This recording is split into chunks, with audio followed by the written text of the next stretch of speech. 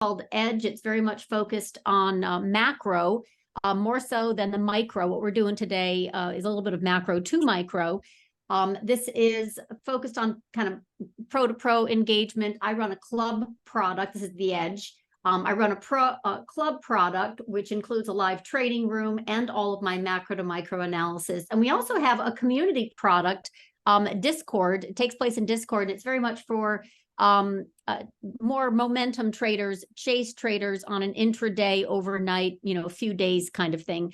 Folks that are coming into the market more new and want some really solid analysis, mentoring, and trade setups. So I got a bunch of phenomenal trading room moderators in this community. And again, they're mostly younger, mostly chasing, using mostly options.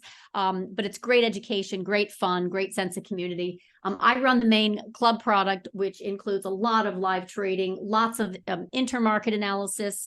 I have a trend portfolio, which is focused on long only. It runs from months to years.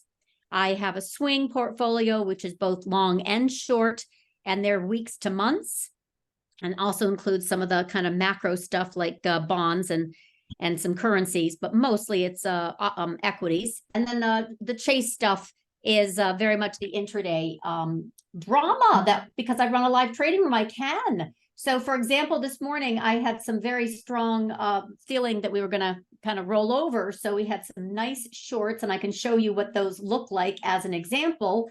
But we're not done, obviously. We got some geopolitical drama and then VIX populating higher. Anyway, I do have my YouTube videos here. I have a bunch of contributors, by the way. So I've got basically 10.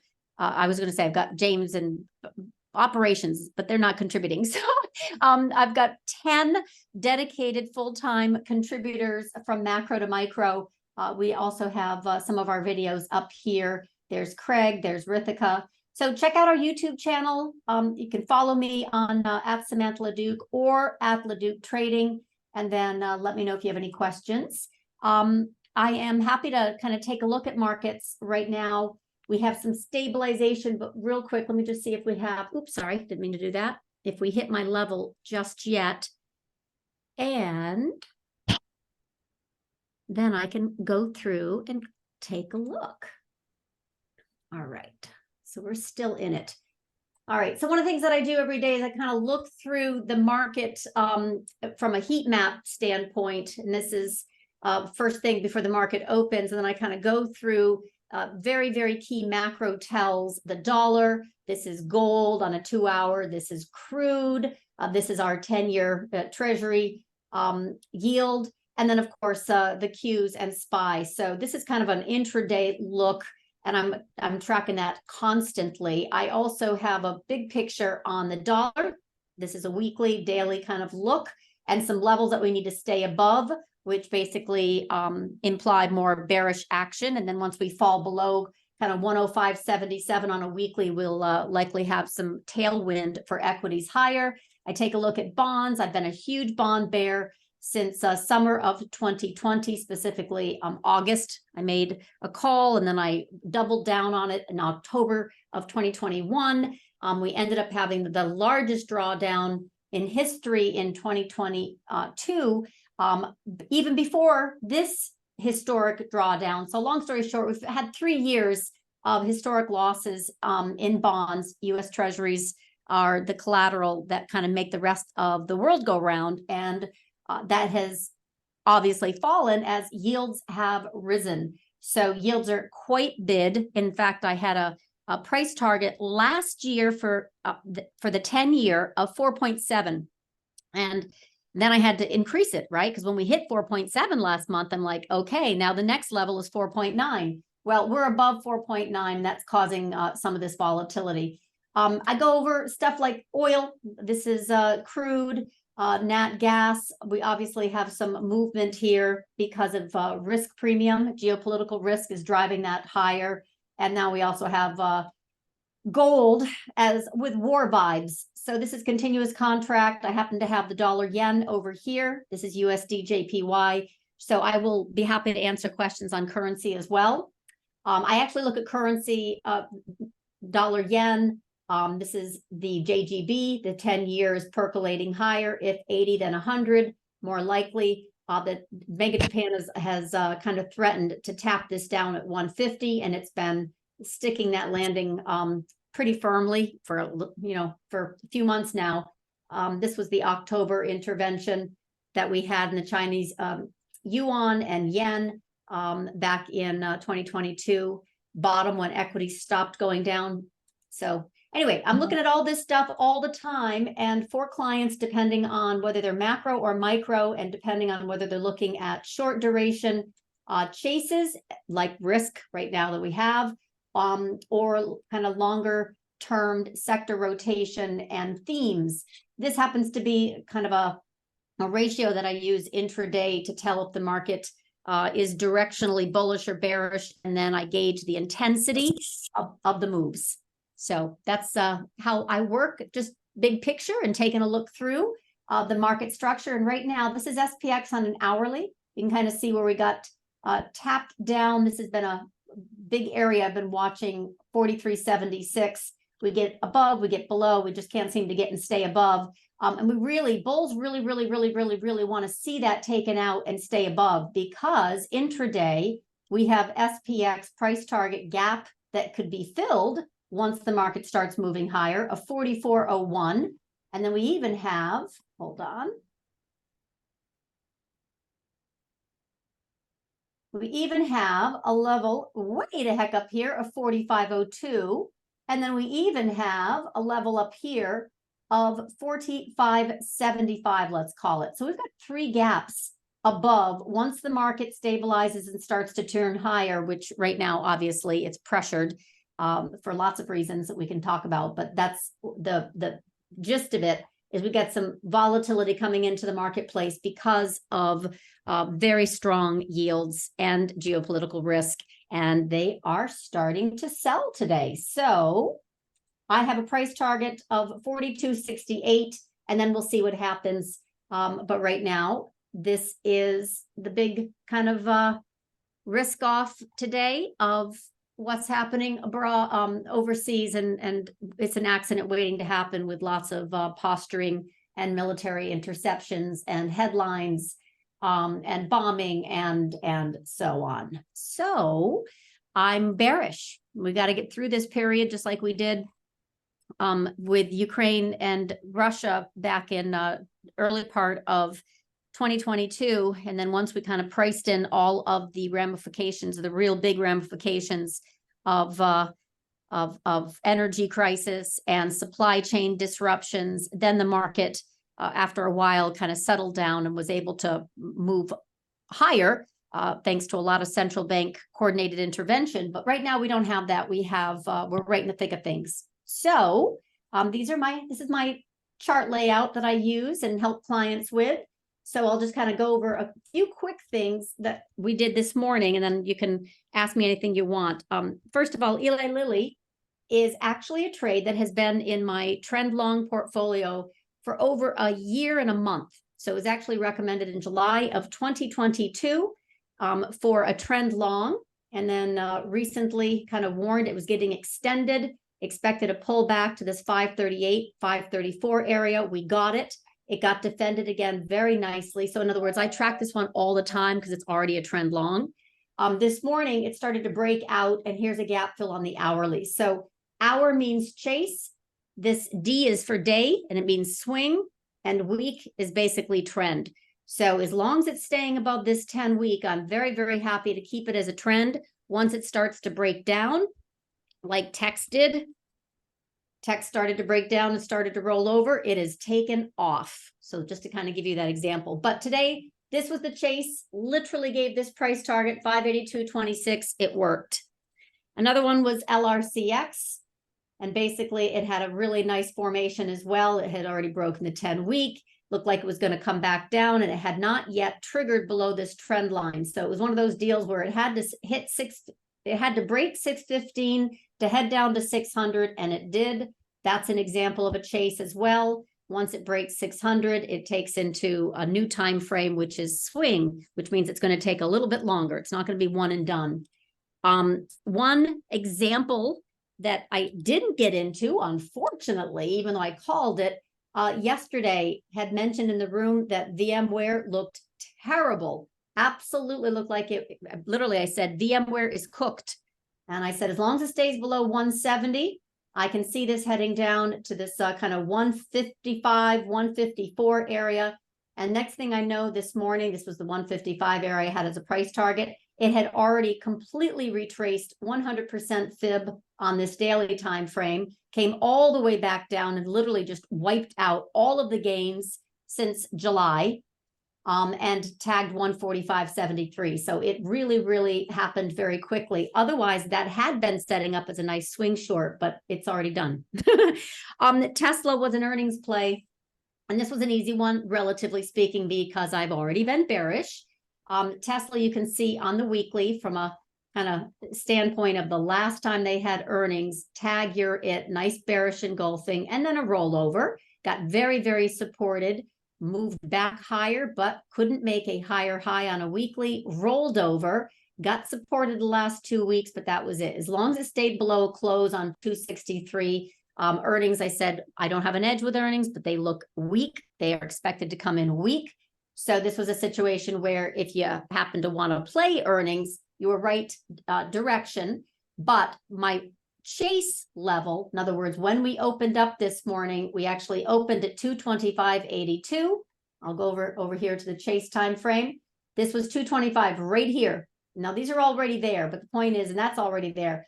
I said, I think we're going to tag this 217.58 today. So if you're looking for some lotto chase short, that would be a really, really logical one, because that was the gap up back in mid-August. And so we are there.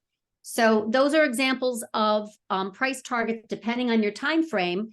I still think Tesla is a good short. In fact, there's a whole bunch of options stacked at the 202.50 level, which is a little bit above this quarterly support level. So it's not hard to imagine it's going to come down to this 200-day bounce and then break. So Tesla, LRCX, Eli Lilly, those are just examples of either protecting a trend long, like Eli Lilly with a chase that is very short duration, or a swing short that then picks up speed on the day that it actually reports into some very key, areas, which that wasn't tough to imagine.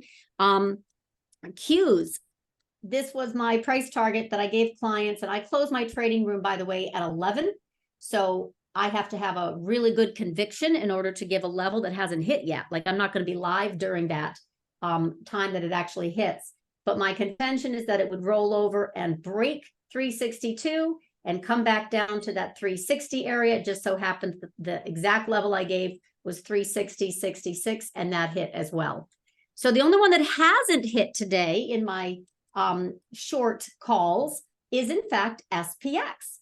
So we'll see. We're almost there. 42.68.50. We're at 42.79-ish. Now that's a lot, but here's how I come up with that short. I have this thing with SPX. Once it takes out 0.65% drawdown, as long as it stays below 0.65% drawdown, which you can see clearly it is right now. Okay, we're at 0.8%. It's going to tag 1.5%. So I come up with this. This is something I do with my own kind of, pattern recognition deal. But this is my bet still. So 4 out of my 5 price targets so far have hit. And I still believe that that's going to head down another $10 today. Maybe I'm wrong, but directionally, it's still a really great chase.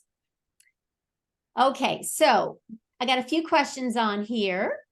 Let's see. We got SPX. Yes. And then you have SPR. We did SPX. Yeah. I'm not quite sure. I don't like Direxion. No. But I will do it for you because you asked and because that's what I'm doing. So I'm not at all excited about these leveraged ETFs. Not at all. I'd much rather trade SPY, SPX. But because this is obviously working, and a lot of clients, I have to admit, like SQQQ and all that kind of stuff, I will tell you, this is a very nice, push higher above the 10 and 21 on a weekly. Why am I carrying here? Because this shows a trend reversal. So first thing I want to do is I want to see if it's in a downtrend like this, where the 10 and the 21 are following, and then it starts to kind of gyrate around. It's making a lower high. That 10 is flattening out. The 10 is now crossing over. Okay, price is getting tagged by the 21 week, but it's calming. This is very bullish engulfing. So this particular candle, and it's only Thursday by 317, the low of 1471, and then this prior week, 1476. So this is engulfing the price action nearly, not perfectly, but nearly of this prior bar. So all it really needs to do now, Aries, not Aries, sorry. I can't tell, 4, 5, 6, 4, 1 is get and stay above 16, and it can make a nice continued move up to 17, which obviously this is a leveraged, 3-time leveraged bear ETF. It is not an investment play because it is a derivative product, which means this is meant to go down. Okay, you are swimming against the current when you're using these highly leveraged ETFs. I don't like them, but if it's your choice, I'm letting you know, yes, it looks like a trend reversal. Yes, it's a very nice weekly engulfing bar. It looks very solid on its way to 1710. You need to make sure it stays above, this 15 area. And obviously I've, got some lines on here because I got clients that are interested in it as well. Here's your 200, which is the 200-day. Just remember, it's descending 200. So what happens is it usually runs into the 200 and then gets rejected because it's a descending. So this is why I'm not so crazy about that particular vehicle. All right, so Aries, SPR, Spirit Aero Systems Holdings. This is, if I remember correctly, engine supplier to Boeing.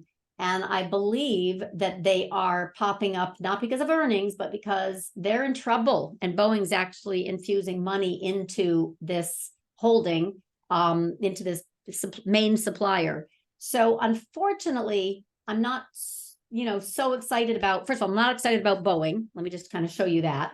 This is a protracted downtrend. It hasn't done anything yet to bottom and turn higher.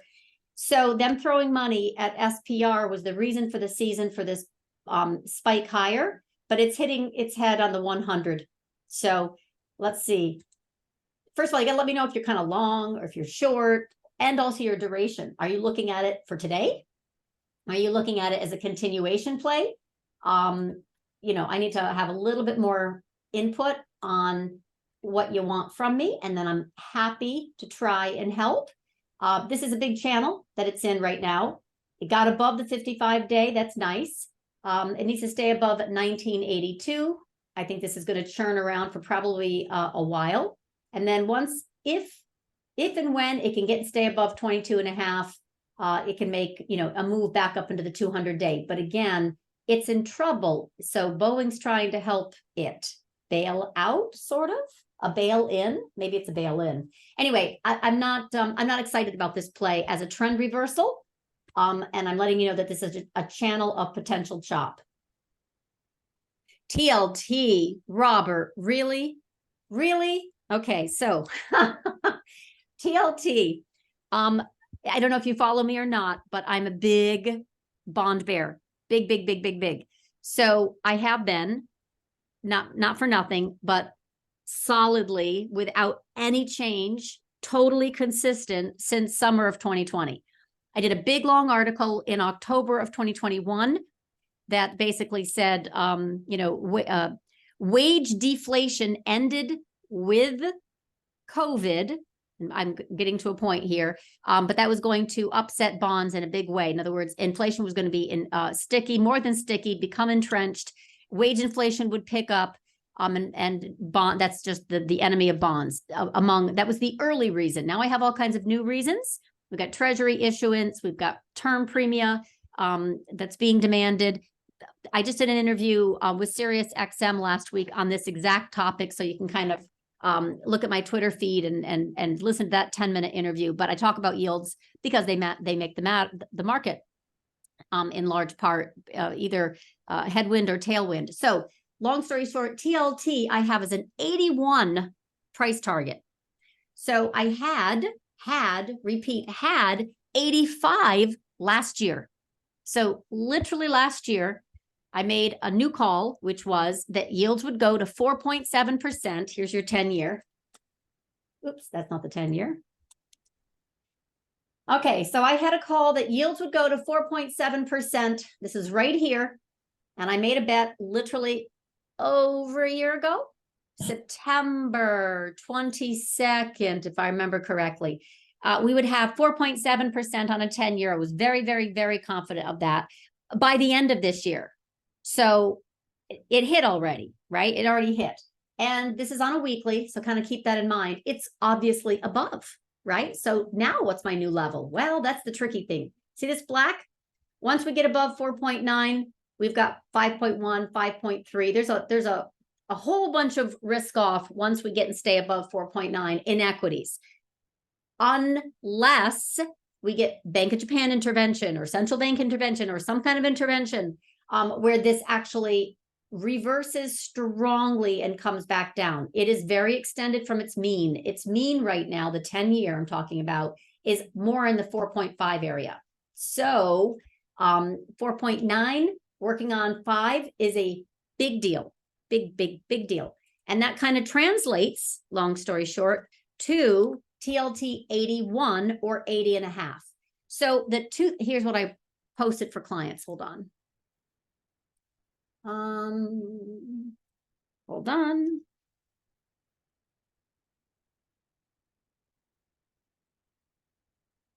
All right, so I've got this, it's been here for a while. 81 price target, 80.5 price target. I'm trying to find some charts to kind of show you. Here's a okay, so here's a quarterly level for TLT right down here at 80.50. Okay, let's see if it gets supported. That's really more the point. But I have some other ones that I had posted that might be a little bit more helpful. Let's see. That's quarterly. Where the heck is it? Oh, let's see if I can find it. There it is. Okay, so here you go. So this was posted last month. But the point is, there's your Head and Shoulders in TLT. By the way, this is a lovely channel, basically 40 years, but let's big picture. But this was a 2009 high at 81.23 in TLT. Okay. And I got some other, funky little intermarket analysis, but basically this is still in distribution. So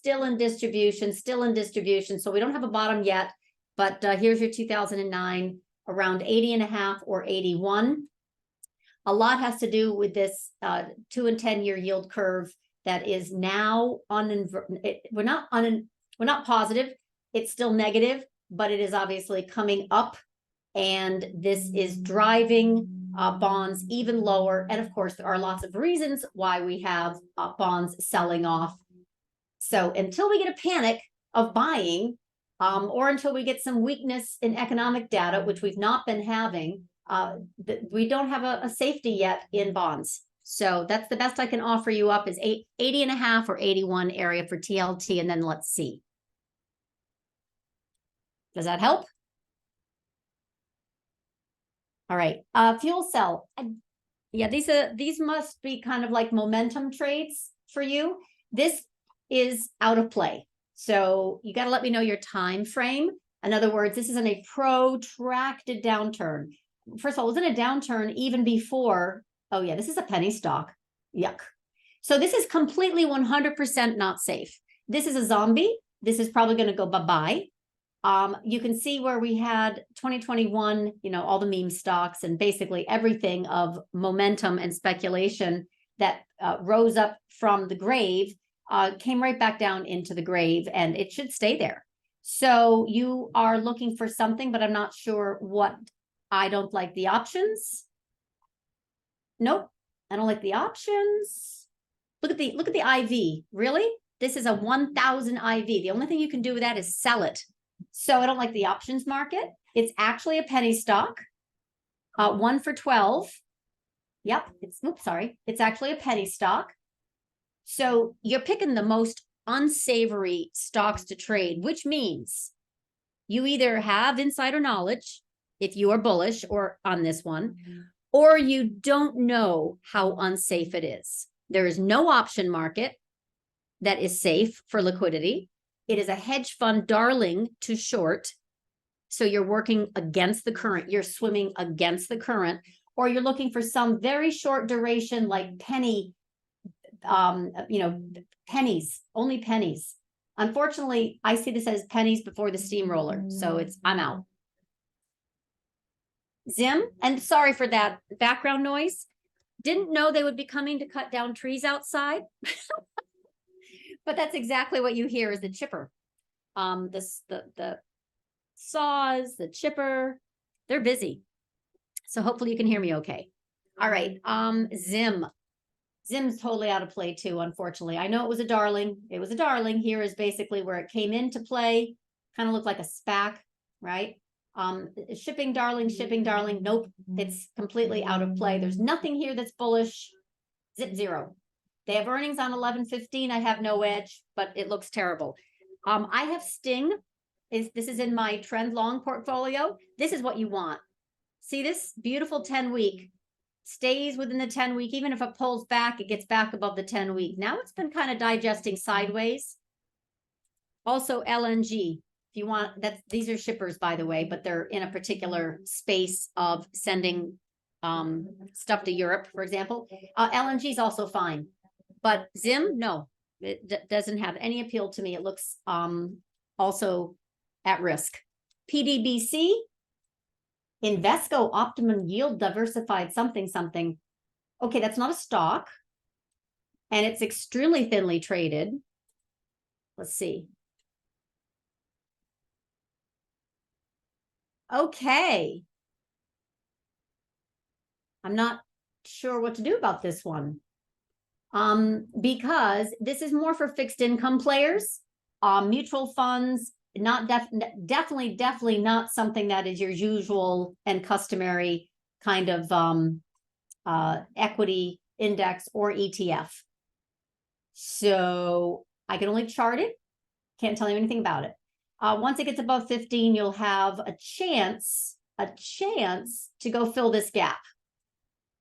So basically 15.19 is a trigger. It tried to get above it once, it failed.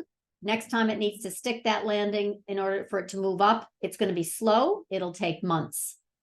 This is a slow mover that I can see with very, very, very, very thin liquidity. They're coming in with some, chunky little options that are extremely wide. So yeah, there's nothing in here that's really a robust options market. And I don't see this as anything more than maybe you have some reason for liking this, but I don't know what it is. I wouldn't do it. All right, Soxal is the semi short Direxion. Again, you guys love this stuff. Could you maybe, just maybe, I'm gonna take a wild guess that some of you are newer here to trading, right? Avoid the Direxion products if you can. Just make it a practice to find something else. The options market is much better, thicker, friendlier in some other plays. Just food for thought. Anyway, semis are rolling over. It's taking a long time. In fact, on my YouTube channel, I actually talk about this very, very specifically.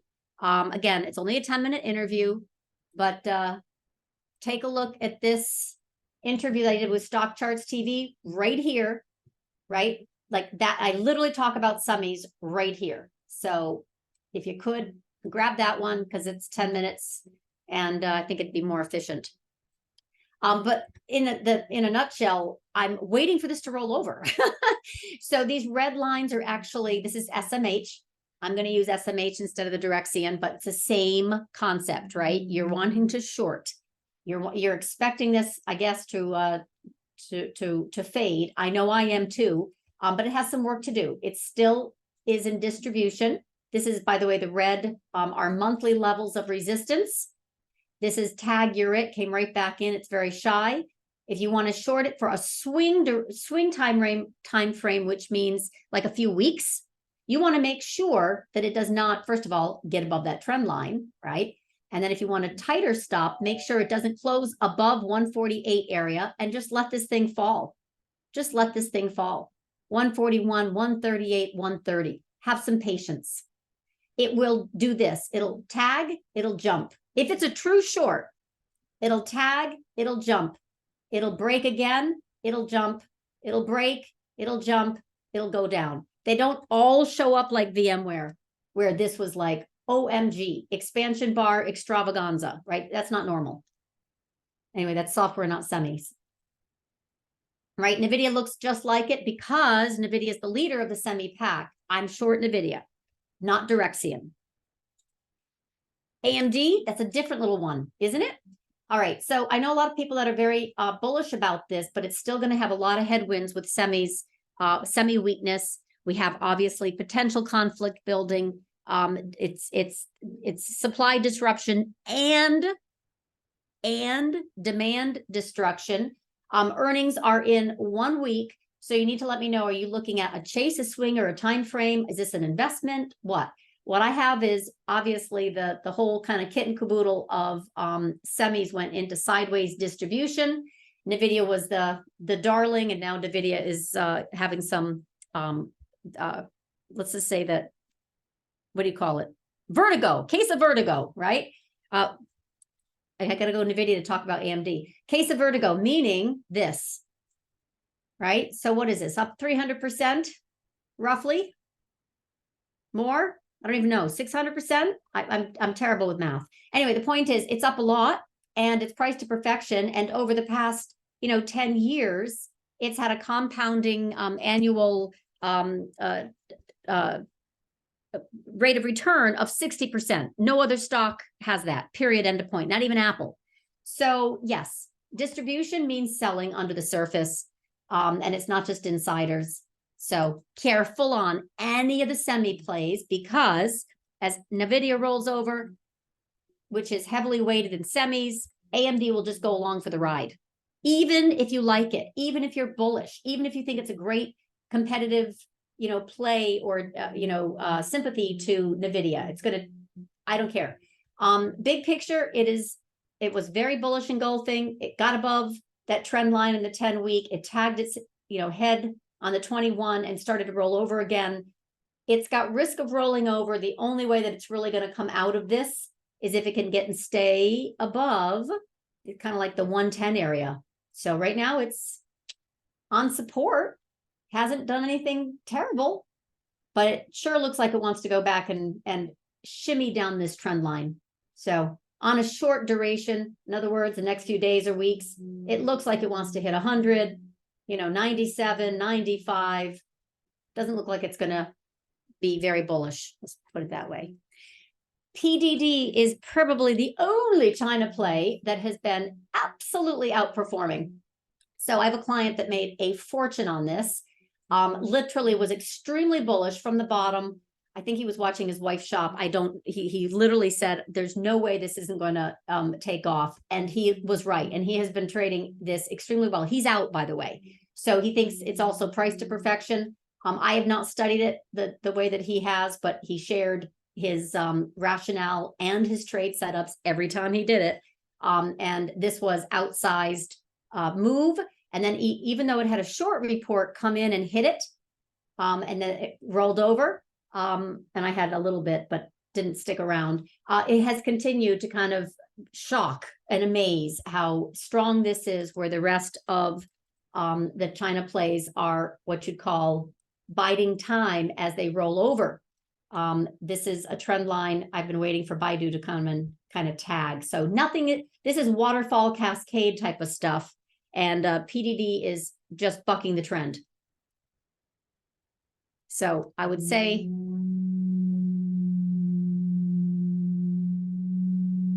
okay, So you're going to have to wait a little bit, Robert, or you're going to, maybe some protection would be in order. But I think that 80-25, whatever I just showed you, not 80-25, the 80.5, 81 area is best hope of the 2009 level. And then we should get some support. All right, Palantir has been one that, so here's the deal. When they had earnings, if anyone, I don't know if I mentioned this the last time I did this. I think I did talk about this the last time I did this. All right, so when this had earnings right back here, May 8th into literally Tuesday the 9th, I run a live trading room, right? So I look at every single earnings play that comes out to see what's up, right? To see if it's going to be a chase, a swing, or a trend. And I don't think I've ever seen so much money come in to one play. Like, it has been such a long time, I can't even remember it. But I will remember Palantir. It had massive volume come in, massive volume come in. So I wasn't at all even aware of this until it opened that next day. And the interesting thing is price didn't move very much, but the volume was amazing. So it was absorbing that supply of sellers right down here in that kind of 9 area. Recommended it long, very much so, because there's just where's the money going? It's absorbing the sellers and it's going to move higher, and it did. So now that we're way the heck up here, you can kind of see on a weekly, right? Here's that 10-week I love so much. We got extended. We came back in. We've been digesting. We move a little bit. We're getting into resistance. We're digesting. So really, this one depends so much on your time frame, right? I know I don't go with the folks that are just married to a particular stock because of some thesis. That does not work for me. Not now, not ever. But Palantir had phenomenal volume. It made a lot of sense to go long. Right now, it's in distribution, which means it hasn't broken down, but it's not a momentum play anymore. It definitely had some bullish bent to it. Earnings are coming up 11/2, so we'll find out in a few weeks. If the hubbub is worth it. But right now, this is just in distribution. I don't think it's going to go very far at all. It needs to stay above the 10 and 21, which is about this 1587, and I wish I had more on it. I need to have a little bit more of like definition of, if you're day trading this, it's a chop fest. On a swing standpoint, I said if it got back above 17, it was good. But if it gets back underneath 17, it's bad. In other words, it's fake breakout, fast failure. Right now, this is the only thing that I've got right now of a level of support is 17. And on a weekly, as long as it stays above this kind of 1486, 1587 level, it can continue to digest. But 11/2 earnings, no edge. No, VRT is not in any way, shape, or form, unfortunately, on my swing or trend list. I didn't even notice it. So congratulations. Now, here's the thing with this. Electronic components, though, as a group, had a massive supply disruption that was not made up right away, post-COVID or post-Ukraine, especially post-Russia invasion of Ukraine. Seriously, it was massive, massive supply disruption. So I don't even know if hold on, let me just see something. Capitalization. Right now we're going sideways, right? So we've already had this massive move higher, beautiful 45-degree angle, massive breakout. Then we went sideways in time, which is basically, instead of coming all the way back down to the mean, which is this 10-week, it literally only pulled back 2 weeks before moving higher. Shallow pullbacks are good. Once we get back inside, however, just be careful, right? Once we get back inside 3660, this thing can unfortunately retrace some levels lower. So it's got to be a really strong fundamental reason. And when I say travel lower, I can't even see it. Hold on. Nope, I missed that. Hold on, let's get that perfectly. In other words, the reasons that caused it to gap up 2653 is literally where this thing moved very, very strongly. And you want to make sure it doesn't fall into some air pocket of risk. And how I define that is Right now, we got a head and shoulders on a daily. All right, you can see this kind of head and shoulders sideways. It's breaking a trend line. Right now, it looks very much like it's going to come back down to this kind of 36.69 area, and it looks like it's going to bust it. And why I say that is because we've got some volume picking up here. We're down 4.26. Yeah, we've had some volume pickup.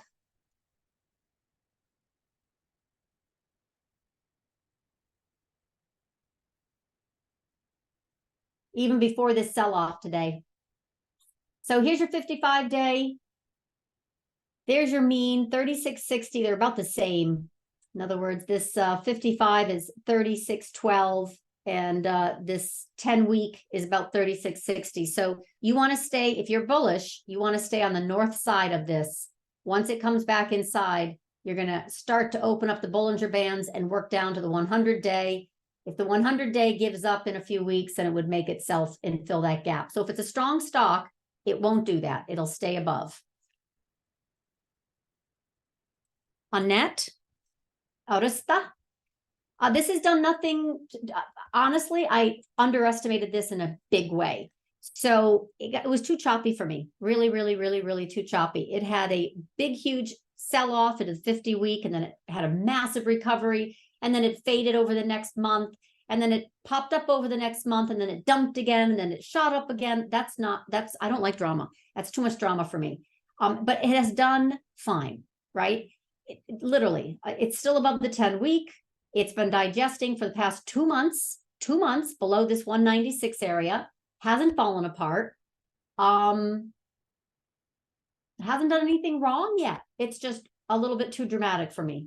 Earnings on 10/30, so you've got less than 2 weeks to figure out if you want to stay long. But from a trend and swing standpoint, this thing is still, if I just kind of clean it up, it's got a big, what I call aura of volatility, right? So 171 to 131, 179 to 146. It moves, but it's moving higher.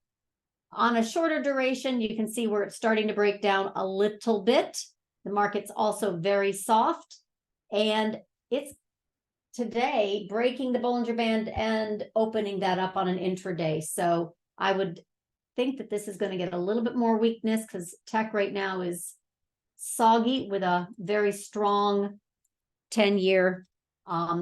If that breaks, you probably have a quick shot down to about 185. And then let's see.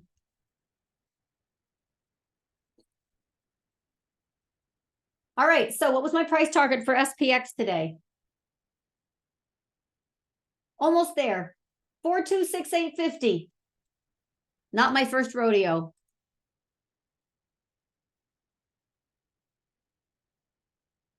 IWM, I'm not on the, next 6 months, not my thing. Sorry. So what I do is I look for the, for stuff that's going to last for a good long while, meaning multiple months into potentially multiple years.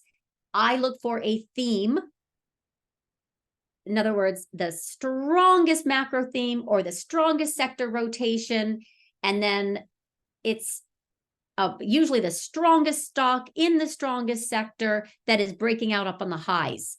IWM is doing the exact opposite. IWM is basically nicey and it is breaking lower. So I have a price target for now of 165. I have a lot of charts that I do on NYSE. And if you follow me on Twitter or, whatever, you'll know that I am very, very, very, what's the word? Consistent in saying we have not seen a capitulatory low. In fact, that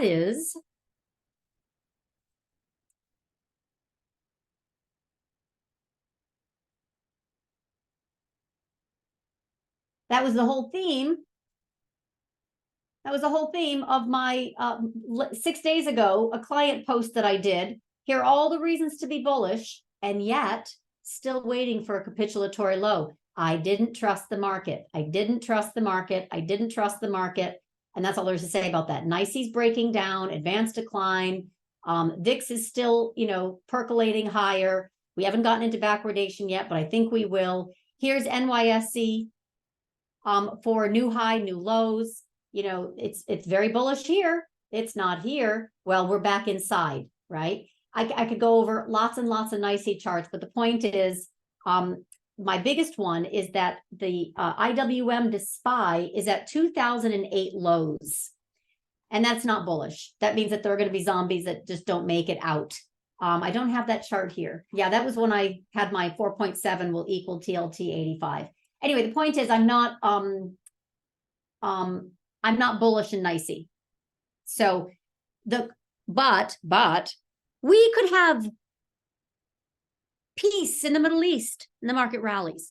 We could have the dollar break down below 105.77 on a weekly and the market could rally. We could have the 10-year come back down in because they have intervention or because something bad happens. The point is, I have no crystal ball on where IWM is going to be in the next 8 months. I can tell you when it's safe to buy and when it's not safe to buy, and it's not safe to buy right now.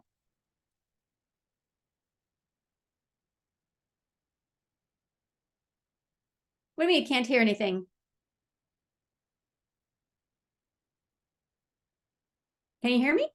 Okay, Exxon. All right, so Exxon is a trend long, and there are a few reasons for it. One, because I had a very big theme in, again, this kind of summer of 2020, but it was not until November, and then it really took off in 2021. This theme of energy and oil as an inflation hedge. I basically wrote an article in March of 2021, and the whole theme was oil as an inflation hedge. Exxon is just a proxy for that, and they are also huge. They're not ever going to go away. Nope, never. Neither Chevron for that matter. So I like these two, and both of them were added basically in that whole, you know, onslaught of everything is locked down. We won't have mobility. Oil is a mobility trade. I like Exxon a lot better than Chevron, by the way. Same reason for Oxy, Berkshire's, you know, big stake. They're not going away. So Exxon falls right into the same category. And I think Berkshire has the best quote ever, Buffett. He says, owning energy companies won't make me super rich. It will keep me super rich. So I'm all about that. So I think that works as a very long-term holding, but you might be asking about a different time frame. And in that particular case, you need to let me know. Like, for example, I had no idea that they were going to make an offer for PXD, but I did have a short swing on XLE.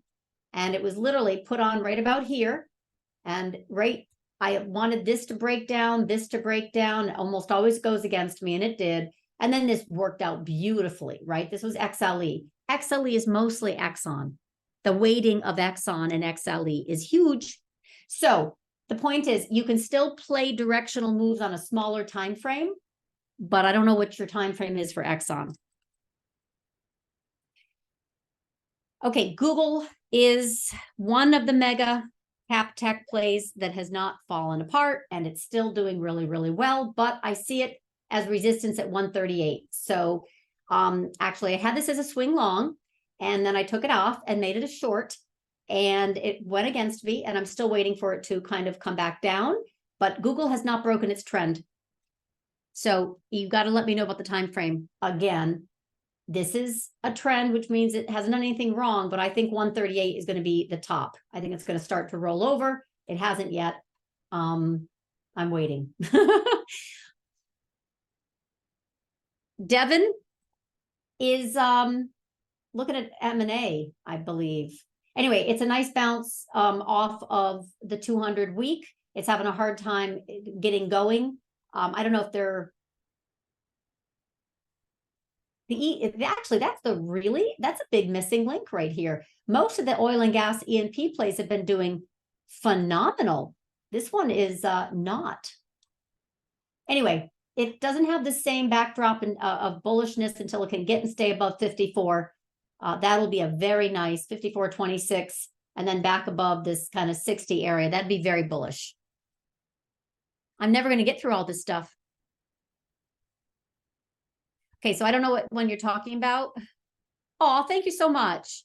it just hit 30% selling volume yesterday. Unfortunately, because I'm scrolling down through this, I don't know what ticker you're referring to. You got it in May, flat base breakout. That's it for me. You're doing okay. Thank you for that. Okay. Yes. Well, you know, VIX is getting suppressed for sure. Otherwise, we would have had a lot more volatility by now. Absolutely. UNG is not my favorite, but let me look at the real quick before we lose daylight here. Where is my, hold on. Almost. All right. So here is oil. I'm going to go in the underlying, this is nat gas, right? So it's a weather play. And it did start to come in off this base. I did recommend this, and now it's come back down. It's doing its widow making, you know, it's very famous for being a widow maker. It came back down, needed to get protected because if it breaks this 340, it's going to come back down potentially all the way. So if we have a cold winter, this works. You know, we export abroad, it works. There are some plays that are underneath, by the way, nat gas, that are even nicer. My preference, honestly, is EQT. I don't know if you've noticed recently, but SWN also has a lot of assets tied to nat gas. That spiked higher on an acquisition chase. AR is also another play, and LNG exports this stuff. So this is actually a long. So I like to play this over UNG. UNG is one of those incredibly frustrating derivative products, right? See? So you can trade it, but not invest in it, my humble opinion. We have this until the literally 8 was price target, because what do we have? A descending 200. What happens when you hit the 200 that's descending? It's resistance, and back down it came. I don't like trading derivative products that are meant to go down. If I want to go long, I'm going to find something else.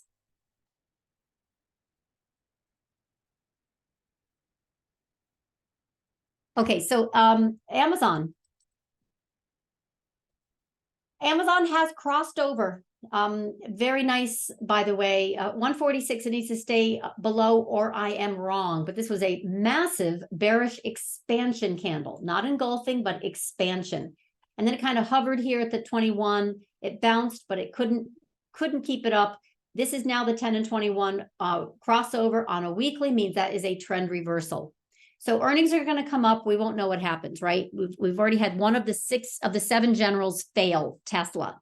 Amazon will probably do okay on their retail, maybe not so much on AWS, but now you need both to justify these very high valuations. So when I say like the 10 and 21 starts to cross over, you can see it even more accurately if I do this.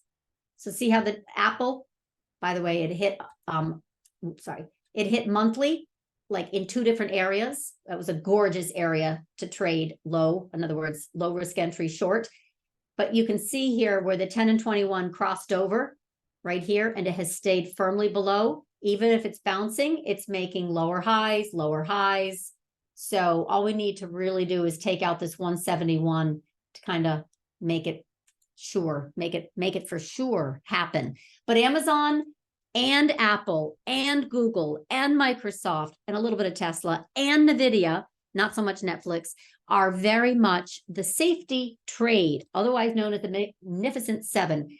The New York FANG is actually made up of 8 stocks, includes some smaller ones that you'd be surprised to find in the New York FANG, but it still mirrors that same concentration risk. I actually have a formula for all of the key FANG stocks, right? So you get the Apple, the Microsoft, the Google, the Amazon, Apple again. Okay, anyway, the point is, this looks just like that New York FANG. It looks just like the Qs. It has basically tapped out on until we can get and stay above, this level. And then we have every bullish bent, at our back. But until that happens, it's in distribution. And everything else underneath the surface has already succumbed to massive breadth destruction across the board. The market is flat year to date if you remove these 7 mega cap tech plays. And if you look into the individual components of, like, for example, the Russell 2000, we're down 8-9%. This is holding up the market for sure. The heavy weighting in NASDAQ and SPY. So that is why I kind of watch that very, very closely. All right, I've got two more, AXP and Etsy. And then I got to look at the final market and see where we're at. We didn't move too much, so that's good. Yeah, unfortunately, Etsy's having a tough time. Earnings on the 1st, retail, they say it's better. It has to get above 69.45. We had a 2-day surge. I know that because there was a client that asked about that. Unfortunately, we've pulled back. This is so in other words, this is the chase time frame it needs to hold above. This is the daily time frame it really needs to get above to move higher. And this is the weekly time frame it really, really needs to get above and hold in order to move higher. So right now, it had 2 days of very strong momentum gains and then rejection. So not really a lot to go on here. What that tells me that there's still a massive amount of sellers. So you've heard of short the rip or buy the dip. Etsy is a short the rip. And it does not have a 10 and 21 crossover to save its life. So it's going to need a massive move, and then time to absorb those sellers. Until then, it's a short the rip, but it depends on your time frame, right? And then AXP, they are shockingly, despite well run, not doing as well as Visa and MasterCard. Lots and lots of fees are also getting removed. They have earnings tomorrow. So I've got absolutely no edge. We tapped the 55 and came right back down. This is just in sideways distribution. Worries about the consumer or, again, just massively in distribution. There isn't really anything here except that it's on a 200-week support. Can it get back and stay above, get back above the 10? You got earnings tomorrow. I wish I knew. Yep, I really don't have an edge with that one at all. Yeah, Visa and MasterCard have already started to succumb to some selling, but they haven't really, really broken down. And AXP has already broken down and really hasn't succumbed to buying. PayPal and Roblox are the same kind of mid-cap tech plays, oversold, every short the rip, right? It's in a protracted downtrend. The only times we get some really strong momentum higher is when we have what's called hedge fund factor rotation. It means short covering.